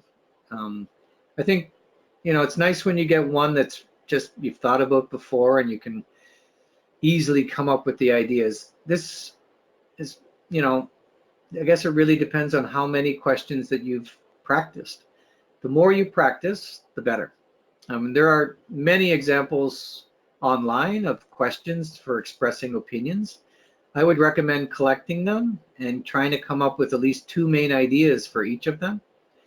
That way, over time, I find that these ideas will come to you quickly because they'll overlap. They'll start to overlap, and you may have to adjust your ideas a little bit to suit it, but I really think that those ideas, after a while, they just become the same ideas applied to different situations. All right, so let's listen to this sample response. Yes, I think it's very beneficial for high school students to be required to learn a second language, especially here in Canada, to learn French. I've seen it in the workplace. It's very beneficial for workers to have a second language, especially French, because first thing, more compensation if you're bilingual, French bilingual, right? That's first thing for me, and of course it opens up a whole new like field of work where you, if you're not bilingual or you don't have a second language, you will never be able to enter. So that opens up, like, yeah, different opportunities. Also, not even in just not opportunities in Canada.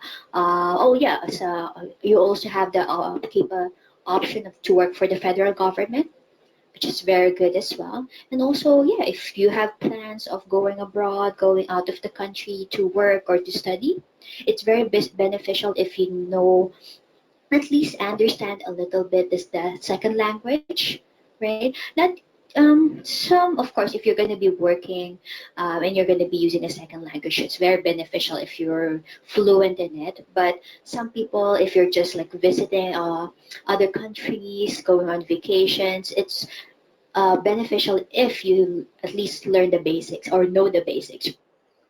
Okay, so this person, I think, has great fluency, although they struggle here and there. they're able to continue and keep it going throughout the entire 90-second response. So well done. I think this person definitely deserves a level 9 for their ideas and for their language use. And some of the sentence construction is good as well. So, you know, it's not perfect. And of course, we can always find problems and we can improve, like, for example, transitions as well. You'll notice mostly using so and as well. But I think they're just able to come up with enough ideas in here and be very persuasive to score well. In terms of the analysis, they do provide 3 main reasons here. So compensation, a new field of work, and studying or working abroad. Great. They develop some of these reasons with supporting details. So like, for example, working for the federal government, which was helpful. Organizes the response with common linking words, and could improve a little bit there. But overall, very good in content and coherence. Vocabulary, common words and phrases are used well, like bilingual, field of work, fluent, and some figures of speech are used as well, which is good. Opens up, learn the basics. And a little more precision, though, is needed in some areas. So beneficial, different opportunities, a little bit. You try not to be as vague in your descriptions. Try to be a little bit more precise. But overall, this person did well. Pronunciation was very good. I think this is one of the strengths of their responses, even though they do correct. They don't interfere with flow. If you do need to correct yourself, don't spend a lot of time on it. You want to keep moving forward, right? So to not interfere with the flow of your response. They do use some complex sentence structures here, the if clauses that are used. You know, if this, then that is good to try to use that. But a little more variety would help to maximize. Okay, and finally, task fulfillment. They did definitely understand the question, and all the information provided was relevant. The tone was appropriate for this task, and they spoke for the whole time. They didn't have a closing sentence, but overall, a good job, level 9. And maybe, you know, they almost got a level 10. We don't really know, but it seemed like a pretty good response to me. So in terms of strategies, try to understand the question. Be sure your answer is on topic. Quickly decide if you have to answer yes or no based on your opinion. And try to be, you know, clear of what your opinion is right from the beginning. Okay, as clear as possible. There's a little, remember, it's a 90-second response, so you don't have to start directly with your opinion. You can start with a little bit of context, but get to that opinion fairly quickly within the first, 15 seconds or so. You want to be the listener to know what your opinion is.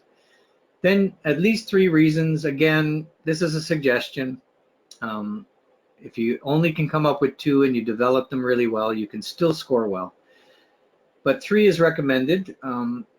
For each reason, make sure you give examples, develop those reasons, and try to be logical.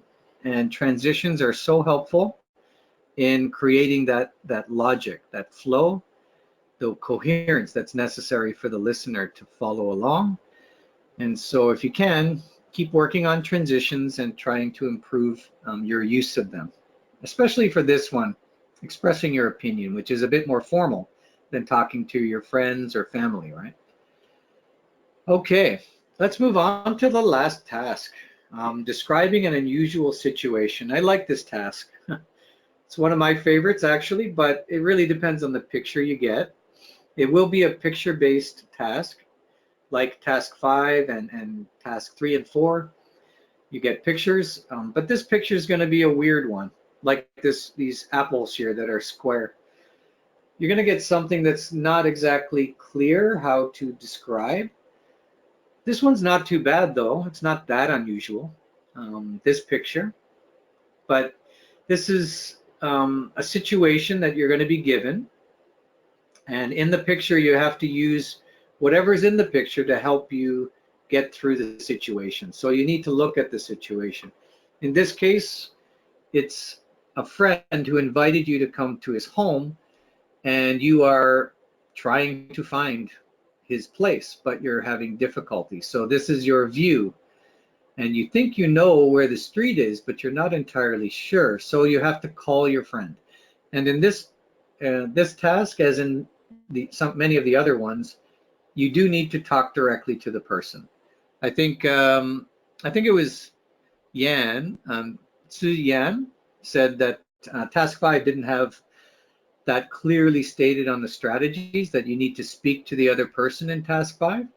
And yeah, it should be added then for task 5 as well. You're speaking directly to another person, and always note which ones state that, and look at the instructions to be clear about whether you're talking to another person or whether you're just speaking, to nobody or giving an opinion, like task 7. You don't need to speak to another person in task 7.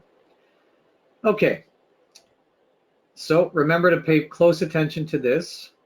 Remember, call the instructions here at the end. Call your friend, explain in detail where you are standing, and ask him how to find his house. You want to do all those things, and make sure you cover all of it. All right, I think one of the challenges here in this task is trying to describe things that are not easy to describe. When we looked at task 3, it's more of a general everyday thing. Maybe it's a gym, a grocery store, a food court, something that you might have seen before and you may know the language. Here, you may not know the language that you need to use, and that's one of the challenges. But you have to use whatever language you have to get through this task. So I want to look at the picture a little bit closer, and I'm going to ask you for your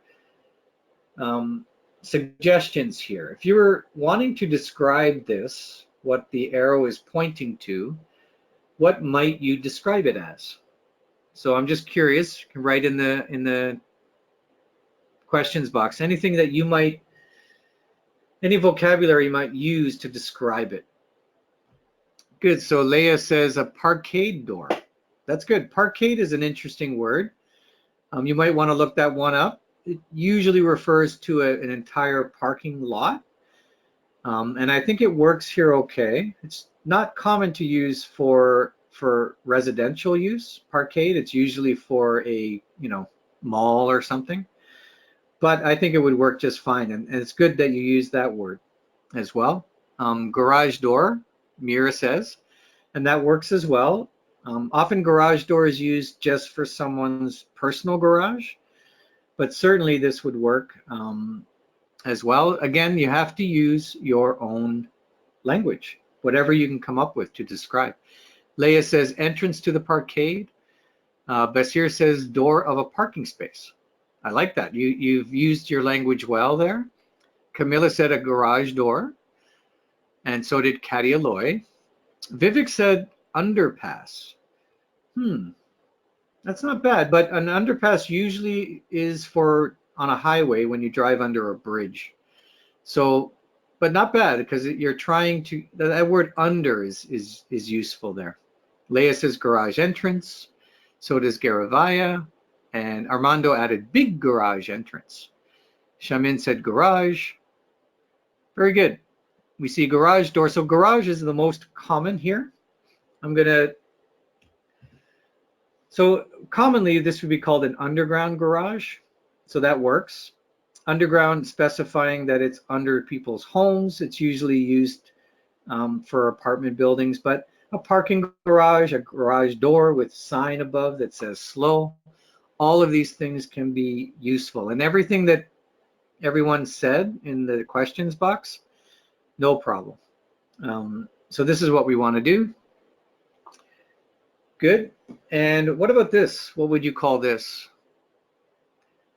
Also, I'm just going to mention some of the other things. Alan said color, materials, and shapes will probably be something that I focus on in this task. Absolutely.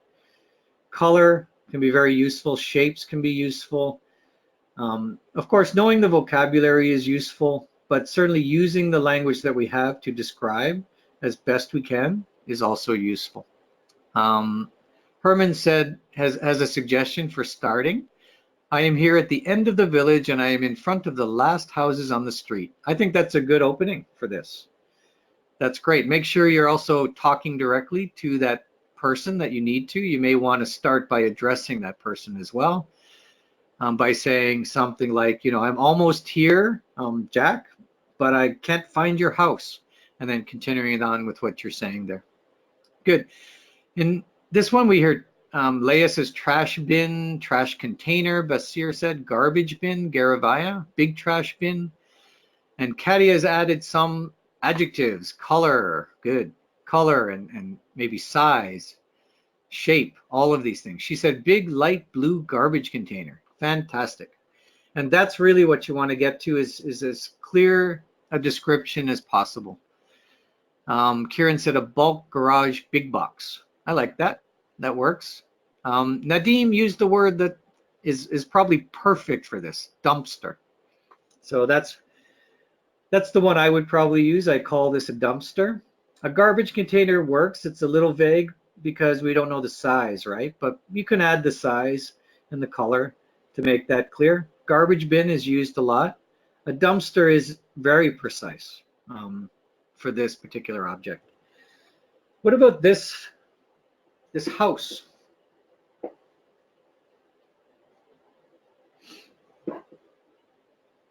I'm just looking at some of the other expressions here. Yeah, so Vivek says, again, location is going to be really important here, right? How we describe the location. On the left side, on my left, on my right. So Vivek's making that very clear. On my left, there's a letterbox and a dustbin. I think that's good. And if it's cut, Leah says, if it's cut, can we infer that it says above that, slow? Yes. If something's cut and you want to infer what it probably says, no problem there. Although here I can see slow very clearly, and it's good to mention the slow sign as well above the underground garage door. That's good. So in terms of the house, blue row of attached houses. I love that, Leah. That's perfect. I think that works. Mira says single-storied house, a blue single-storied house with sloping roofs that sits above the garage door. Fantastic. Sits above. That's great. You know, this kind of language is what you want. It's very good. Garavaya says a house with a big glass window. Nice. That's good. That might be, remember, you want to specify things that could be very helpful to the situation to help you know where you are. So the person you're talking to needs to hear things that could help them identify where you are. If all the houses had big windows, then it really probably wouldn't be helpful. But here it might be helpful because we don't see any other houses necessarily with big windows. Good. You can't see the full slide. Oh, I'm sorry about that. Yeah, here's a problem I'm dealing with. I can't quite get the full slide because of the way GoToWebinar does this. I'll be working on that, so I do apologize that if you're cut off on the bottom, I apologize for that. But a small blue house would be acceptable, a row house or a townhouse. Nobody mentioned townhouse, I don't think, but that would be helpful. This could be something like a light post, or a street light behind the bushes. Here, some suggestions were Canada Post Dropbox, Shamin said. Evelyn called it a bungalow, the house, a blue bungalow with big glass windows and a purple curtain. Nice. Good. Again, it's not maybe a bungalow is not the most precise way because there's another house attached to it. So a townhouse or row house would probably be most accurate. But I wouldn't worry about it too much. This task is challenging and you got to use the language that you have. And you try to be as precise as you can. Your ability to be descriptive and to work through that is gonna maximize your score here. Good. A post box, a mailbox, a box to mail letters is other ways you could express that. Our Aravind said a big letterbox. That's useful as well. Katia Loy said blue house with open red curtains at the upstairs window and also red curtain and the big glass doors with small trees in front and beside it. You can't get much clearer than that, Katia Aloy. That's very descriptive.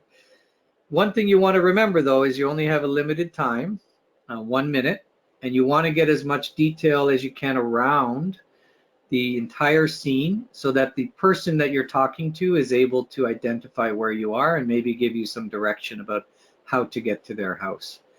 So that level of detail is excellent, but you want to make sure you have time for other things as well. Here, does anyone know what these are called? Or how you might describe it? These. Good. Shemin said maybe speed breaker. Good. Or Aravind said road bumps. Sally said maybe bumps. Leah and Alan, you got that exactly as we usually say it. So did Mira, Camilla, and Anuj as well. And Katia Aloy, speed bumps. So yellow speed bumps. That's probably the most accurate way to describe them. But if you didn't know, you might say bumps to slow down cars, or maybe something like that, right? Garavaya said speed preventers. I like that. When you say that, and I couldn't see it, and you said speed preventers, I think I could imagine exactly what you're talking about. And that's kind of the goal here. Even if you don't know what your what the precise vocabulary is, you use the language you have to try to explain it as best you can. So a driveway, a street, or a winding road that goes up a hill are other ways of explaining that. Jimmy says a yellow obstacle. Right. That's good. All right, so let's move forward. I'm sure you'd like to listen to a sample response, and then we're going to listen to some other samples as well that are a little higher level. So I'd like to actually move forward, make sure we finish on time. We'll skip the level 8 one. Actually, maybe no, let's go back and listen to that one. Do you want to practice? Who wants to practice this one? You'll look at a different picture. Would you rather, we only have time left to practice and maybe listen to 1 or 2 samples, but not much analysis, or we just listen to the samples and discuss them a bit more? Who wants to listen to a sample, or who wants to practice? So Mira said, do some practice.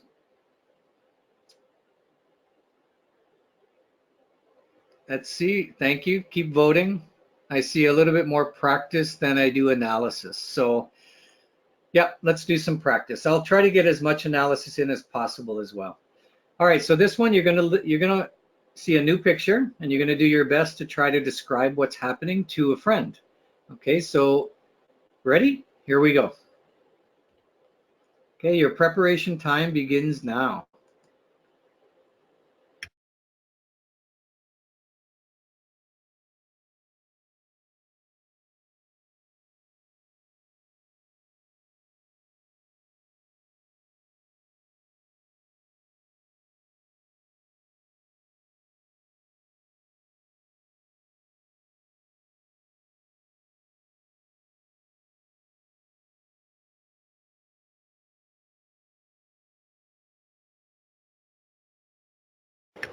Okay, your preparation time is complete. Start speaking now.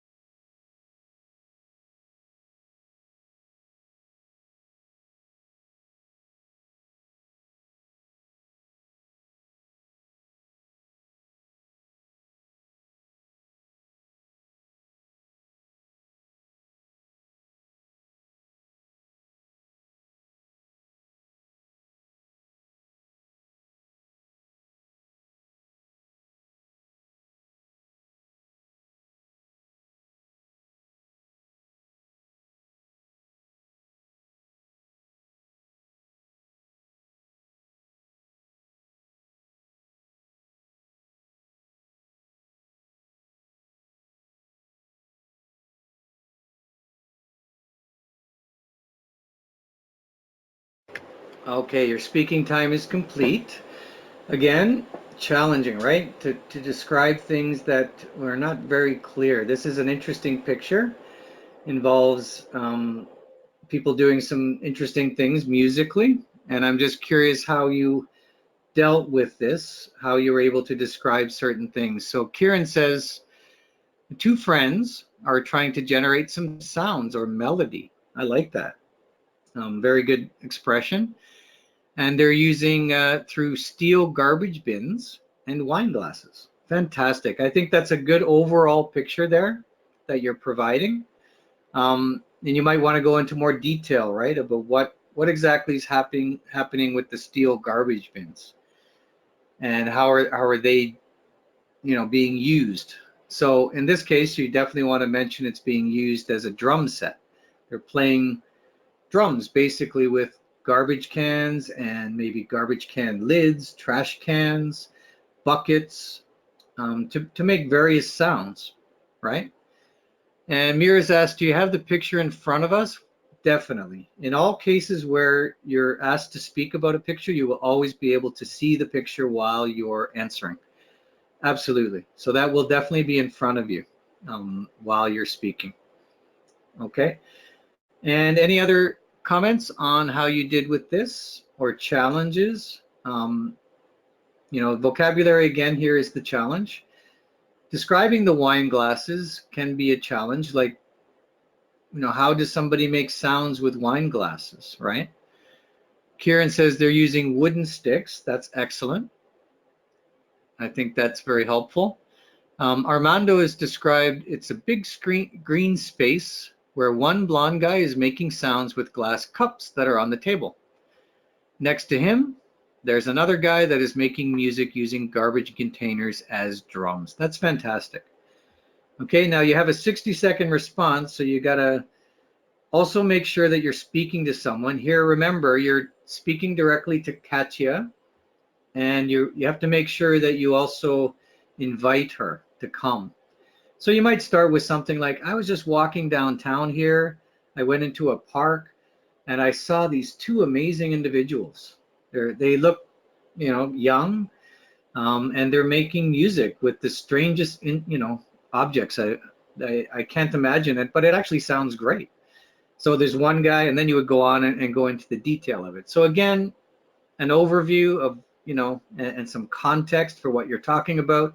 Go into the details of each as best you can, and then make sure you end up by accomplishing the second part of that task, which is making sure they want to come. So, you're selling it to them in a way. You should get down here. It's amazing that you won't believe the sound they're making. So why don't you come and see it? I'll meet you. You can say where you're going to meet them. All right, very good. Jimmy said it's a street sound band. Excellent. I like that. It's a street band for sure. It's an unusual street band that's playing music with odd objects. And sometimes, this can sound amazing. So it's good. And Shamin said, making sound from white wine glasses using a stick. Right. And you may also want to mention that the glasses have different levels of water in them in order to create different sounds, right? That person will then be able to visualize what's happening.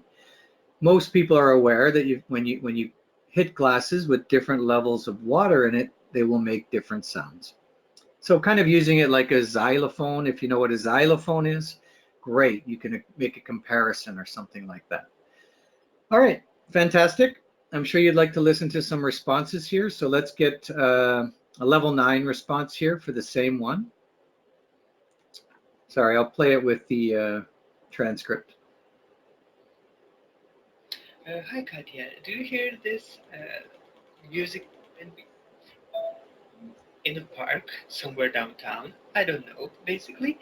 And these street performers are actually having a really good band, and the instruments are, of course, glasses filled to different volumes, and a percussion set made of garbage cans or, buckets, plastic ones and metal ones, and it actually, you wouldn't believe it, sounds very good. I hope you can hear something, anything.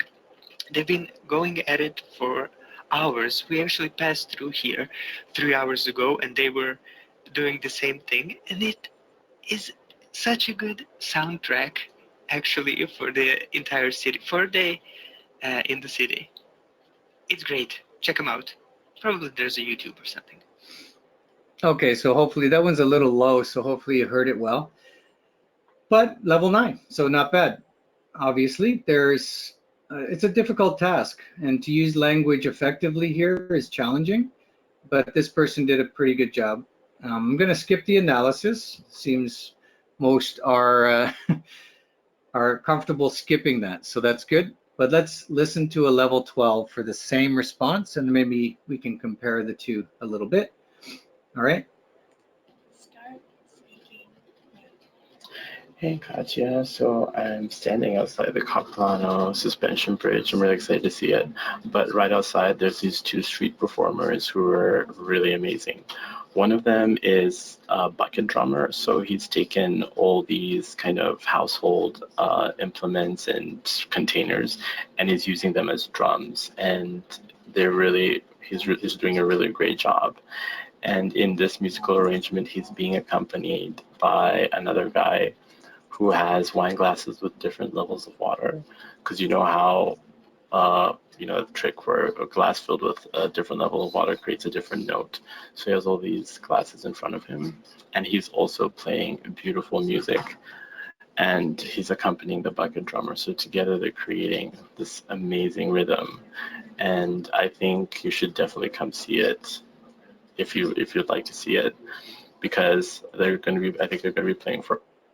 Okay, unfortunately, I don't have a transcript for that one, but if you were able to follow along, hopefully you understood much of what he was saying there. So again, a very good response, because he's using a lot of good language to describe. He explained very well how the glasses are making different noises as well. He also used good vocabulary like percussion as well. All right, so unfortunately, we're run out of time and we're not able to continue more depth of analysis, but I want to go quickly over the strategies and then some study materials as well. Okay, so start up by setting up the role play scenario. So you definitely want to be, you're calling someone. Usually in this task, you're calling someone, so you want to start where the person answers the phone. And then hello would be an appropriate start. Hello, make up someone's name, or if the name is provided, use that. Describe the unique aspects of the image. Focus on unique things that you can describe well. Okay, use the language that you have. Try to be as accurate or describe using common words, as we've been doing here. Okay, and remember to end by finishing the phone call. Okay. All right, and yes, he did talk about, if we notice back in the picture, I'm just going to show you, this is the level 9 transcript in case anybody wanted to take a picture of that. But notice that in the picture, there's a sign in the background, and that might be helpful. It's not the name of the band, it's just the name of a place that's close by, the Capilano Suspension Bridge here in Vancouver. It's not that important, but you certainly want to, understand the overall place, that they're in a park, that there are many big trees behind them. It's kind of noticeable, so I would probably mention that as well. If I was running out of things to talk about in terms of the musicians that are playing. Okay, I did want to go over the study materials. So let's quickly go over this. Anna, at the end, if you stick around a little bit, I will go back to that screen if you want to take a snapshot of that. But let's get through the sample test, or sorry, the study materials, and let you know that the sample test and practice test are free. Sample test you can go do online anytime. The practice test is available when you sign up for an account. It will automatically appear in your account. So there's two free practice tests, and I advise you to definitely look into those and get a sense of the questions, the format, the structure of everything. And I do encourage you to come to our webinars like this one. We have others. We have also a Writing Pro Target 9, if you're interested in that. I believe that's next week, but look into the dates on our website, okay, celpip.ca, and sign up as early as possible especially for the target 9s. They do seem to be quite popular, right? Okay, and these are new webinars though, so you shouldn't have seen these for months and months. We've only been doing these webinars for the last month. But again, we do the same webinars for at least 6 months before we'll come out with new ones. So you may not want to go see the same webinars again and again unless you're getting some benefit from it, right? But we have so many other materials for you to investigate, including not just what's on our website and the free practice tests that are available, but also we have paid products, and I highly recommend the CELPIP Accelerate program. It's divided into 2 different sections because it depends on whether you're doing the entire test or just the listening and speaking portion. Some people only need to do listening and speaking for citizenship, and others need to do the entire test. So we divide them up, but I recommend this CELPIP Accelerate program because you're able to study at your own pace. And there's just so much material in there. There's an entire practice test and so much more. And it's only, I think, $5 more than what a practice test would cost. So I just think it's great. Look into that. We also have practice and analysis if you really want to, analyze responses and get some practice. I think this program as well is really good.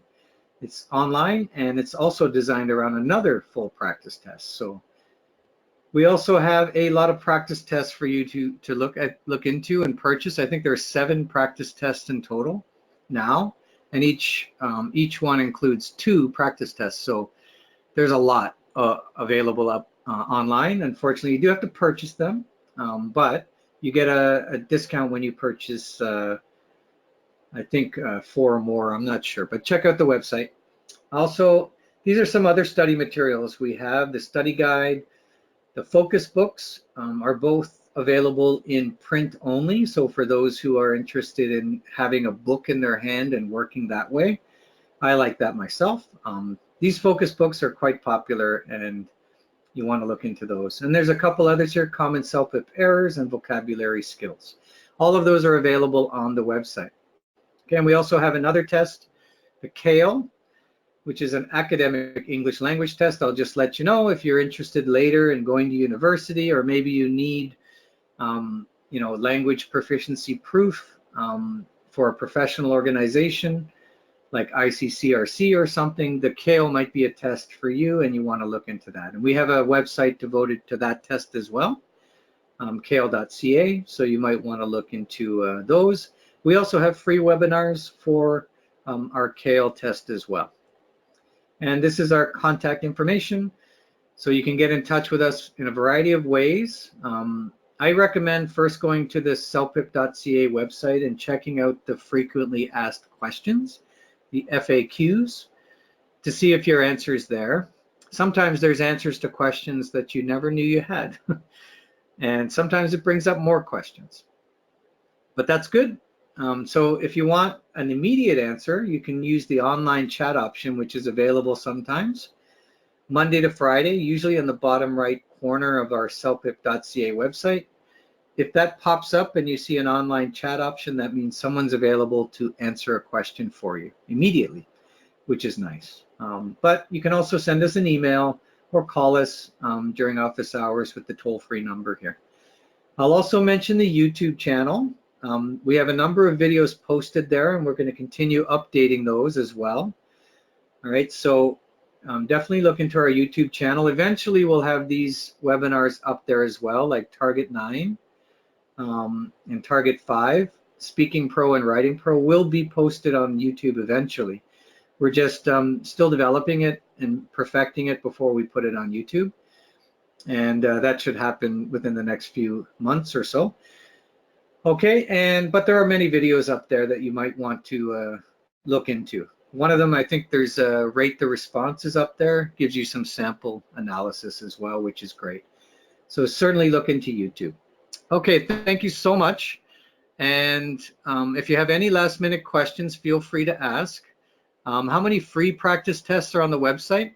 One of them is free and you can just access without creating an account or anything. That's the sample test.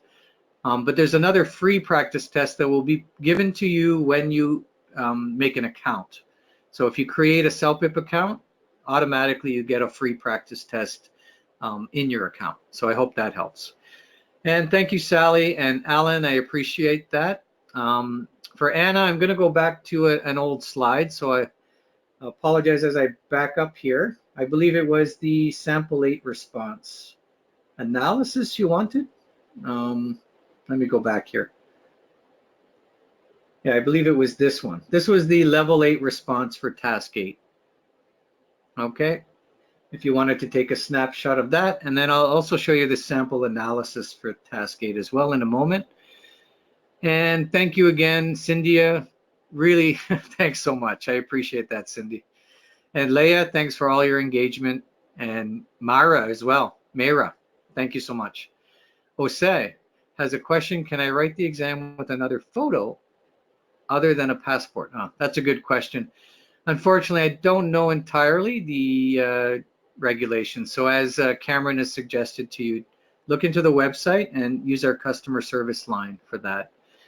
I believe there are other possibilities, but definitely want to confirm.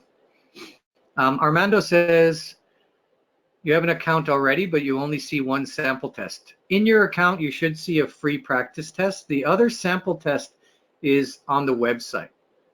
You can access that through the website and not through your account. Okay, that's anybody can access it without creating an account. I hope that helps. Thank you, Myra, again. Anna, you got it. And here's the analysis if you wanted that as well. Great. Thanks so much for your time today, Hyojung. Thanks again for participating. And for everyone else, we really appreciate it and hope to see you in another webinar soon. We will have more webinars every month. All right. So take care. Thank you, everyone, and have a good day. And I hope you have a great weekend as well. Okay. Bye-bye, everyone.